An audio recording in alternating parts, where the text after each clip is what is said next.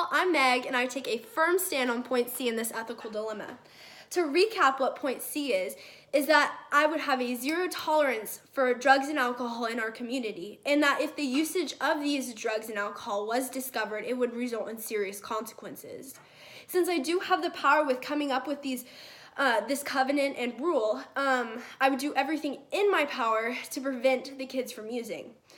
From starting at a young age, I would provide classes, mentors, and other resources to these students to help them avoid temptation as it becomes more apparent as they grow up. In my school currently, there is a zero tolerance for drugs and alcohol, but the school does not execute it well. There is a video almost only every 6 months, but that's it, and has been since kindergarten. You can see that kids are starting to use more as they grow up, and so this obviously isn't positively affecting the school. I also, before I make a final decision about any child, I would try to get all sides of the story before I make my final decision. I would not want to wrongly accuse any student because that could really negatively affect their life as well as the community.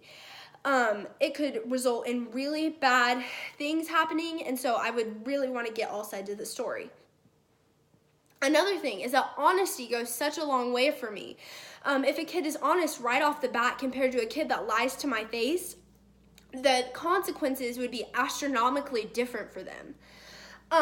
So to wrap this up, I would say that we would have a total zero tolerance for drugs and alcohol, but I would want to provide the resources to these students to avoid these substances.